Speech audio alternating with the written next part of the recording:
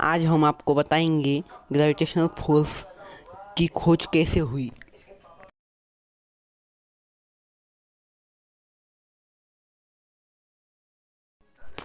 हर इंसान के मन में एक सवाल होता है, ग्रेविटेशनल फोर्स का निर्माण कैसे हुआ, वो कैसे बनती है, उसकी खोज किसने की, उसे खोजा कैसे गया। देखिए दोस्तों, ग्रेविटेशनल फोर्स की खोज किसने की आपको पता ही होगा, लेकिन फिर भी मैं बताता हूँ। ग्रेविटेशनल फोर्स की खोज आइजैक न्यूटन जी ने की। एक दिन था जिस दिन सर आइजैक न्यूटन अपने माँ के घर पे गए थे। वहाँ पे जाकर वह एक सेब के पेड़ के नीचे बैठे थे। उन्होंने देखा कि सेब नीचे गिर रहा है। अब उनके मन में सवाल उठा कि ये सीधे ही क्यों गिरता है, ऊपर क्यों नहीं जाता, या फिर दाएं बाएं क्यों नहीं जाता। इसलिए उन्होंने खोज करना शुरू कर दिया। वो खोज करते वक्त बड़े बड़े पहाड़ों पर जाते थे। वहाँ पे जाके जो पत्थर होते थे वो ऊपर फेंक कर उसे देखते थे। वो किस प्रकार काम करता है, कार्य करता है, उसके बारे में वो जानना चाहते थे। इसलिए वो ऊपर पत्थर फेंकते थे, उसे ऑब्जर्व करते थे, निरीक्षण करते थे उसका। उसमें से उन्होंने निरीक्षण करते वक्त उन्होंने ग्रेविटेशन की खोज कर डाली। उसके बाद उन्होंने बहुत रिसर्च की। केपलर्स, आपने सर केपलर का नाम सुना ही होगा।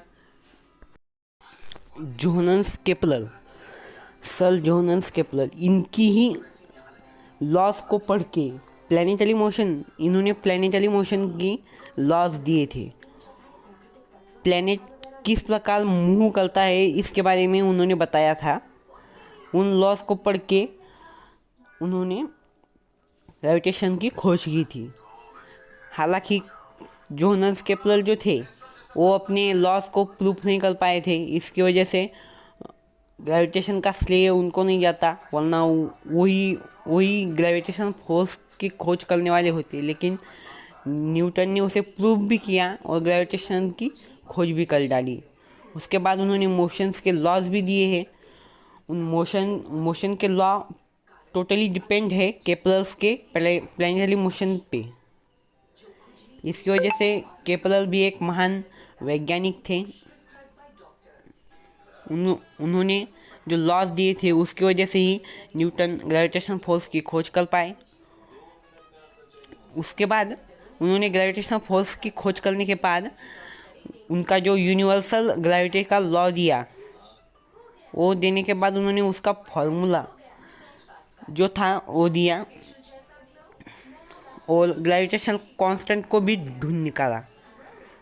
उसके बाद भी वो रुके नहीं, उन्होंने बहुत सारी अनेक खोजें की है और उनके थर्ड लॉ की वजह से ही आज रॉकेट स्पेस में जा पाते हैं।